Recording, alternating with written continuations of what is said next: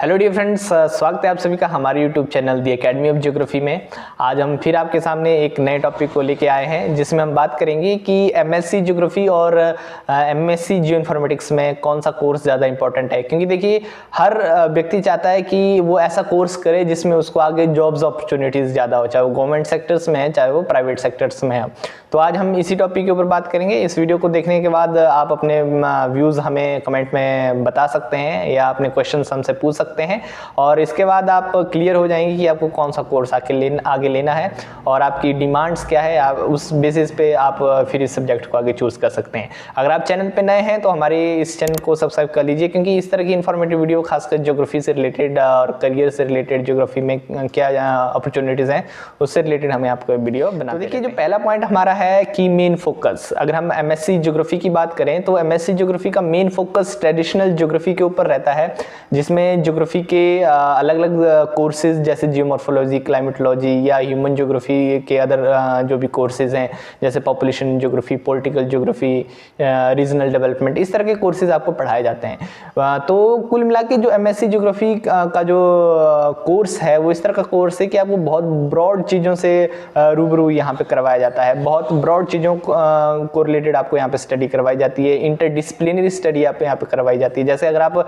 Environmental geography पढ़ेंगे तो environmental geography कुछ जो है वो एनवायरमेंटल साइंस से भी मैच करता है, उसी तरह जियोमॉर्फोलॉजी जियोलॉजी से मैच करता है। इस तरह से ये जो एमएससी ज्योग्राफी है ये एक ब्रॉड और मल्टीडिसिप्लिनरी कोर्स है।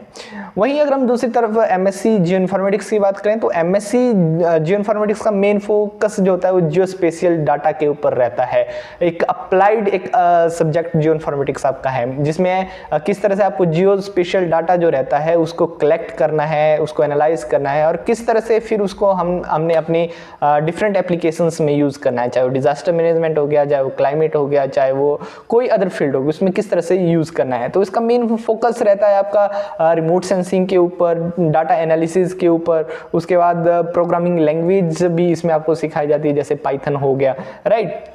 तो इस तरह से जियो इन्फॉर्मेटिक्स का जो एमएससी जियो इन्फॉर्मेटिक्स का जो मेन फोकस होता है वो पिन पॉइंट फोकस होता है। इसमें आपको ज़्यादा ब्रॉड चीज़ें नहीं पढ़ाई जाती है। इसमें आपको टेक्नोलॉजी से रिलेटेड, टेक्नोलॉजी का यूज़ करके किस तरह से आपने अर्थ से रिलेटेड डाटा को कलेक्ट करना है और फिर उस डाटा को किस तरह से आपने इंटरप्रेट करना है, इस तरह की चीज़ें पिन पॉइंट फोकस चीज़ें ज़्यादा आपको एमएससी जियो इन्फॉर्मेटिक्स में पढ़ाई जाती हैं। वहीं अदर एमएससी ज्योग्राफी की बात करें तो एमएससी ज्योग्राफी एक जनरल सब्जेक्ट है, ब्रॉड चीज़ें आपको यहाँ पे पढ़ाई जाती है और लेस स्किल बेस्ड है। यहाँ पे आपको ज़्यादा स्किल नहीं सिखाई जाती, यहाँ पे आपको थ्योरेटिकल चीज़ें ज़्यादा करवाई जाती हैं।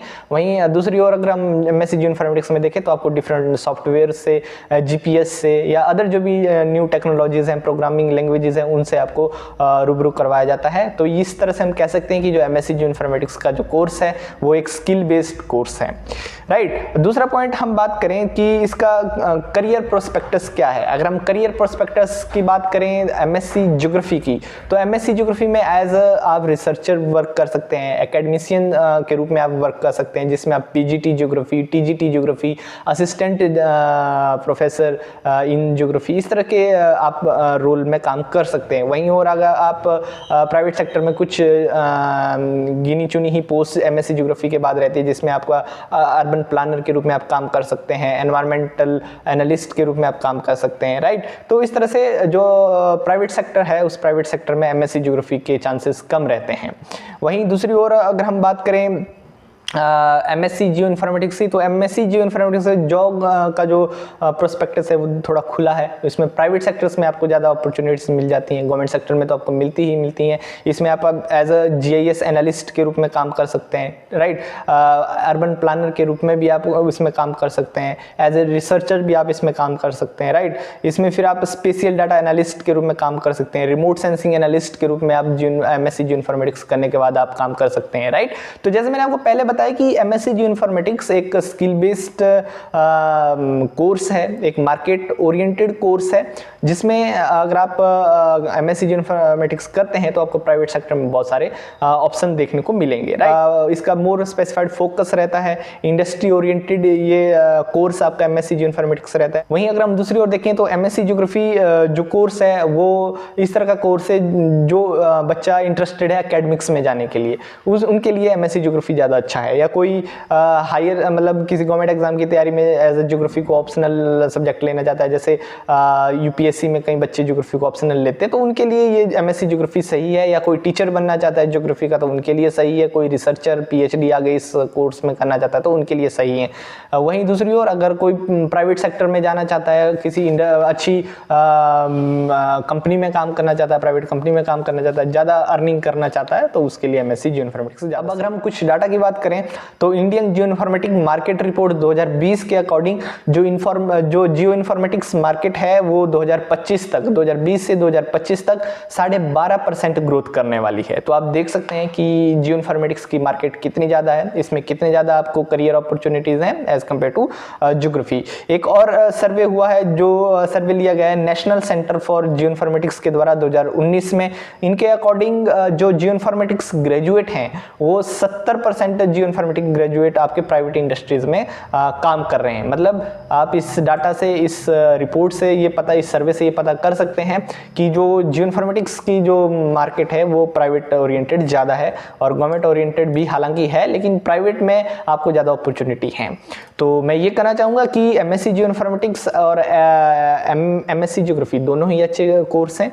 अब आपका फोकस क्या है? क्या आपको गवर्नमेंट टीचर्स बनना है? क्या आपको आगे एकेडमिशियन बनना है? क्या आपको यूपीएससी में इसको ऑप्शनल लेना है? या आपका जो गोल है उसके अकॉर्डिंग आप इस अपने सब्जेक्ट का चयन करिएगा। वहीं अगर आपका गोल है, आप ज़्यादा टेक्नोलॉजी से ज़्यादा फ्रेंडली हैं, इससे पहले आपने साइंस पढ़ी हुई है और आप चाहते हैं कि आप कल को किसी कंपनी में काम करें, तो उनके लिए एमएससी जियो इन्फॉर्मेटिक्स कोर्स जो है सही रहेगा। उसी तरह एमएससी जियो इन्फॉर्मेटिक्स कोर्स में कुछ रिनोन्ड प्राइवेट कंपनीज हैं, जिसमें इसरी हो गया, राइट, हेक्सागन जो स्पेशल हो गया, उसके बाद गूगल मैप्स हो गया। इस तरह की कंपनीज में जो एमएससी जियो इन्फॉर्मेटिक्स के कैंडिडेट हैं या एमटेक जियो इन्फॉर्मेटिक्स के कैंडिडेट हैं, उनके लिए ज़्यादा जगह होती है। हालांकि अब जो ज्योग्राफी में भी इस फील्ड को ज़्यादा इंक्लूड किया जा रहा है, क्योंकि अब समझ आ रहा है कि अगर ज्योग्राफी को बदलना है तो इस टेक्निक का यूज़ हमें करना पड़ेगा, राइट। तो ये आज की वीडियो थी। आपको वीडियो कैसी लगी हमें कमेंट करके जरूर बताएं, और इस तरह की और इन्फॉर्मेटिव वीडियोस देखने के लिए आप हमारे चैनल को सब्सक्राइब कर सकते हैं। मिलते हैं आपके साथ नेक्स्ट वीडियो में, तब तक के लिए धन्यवाद।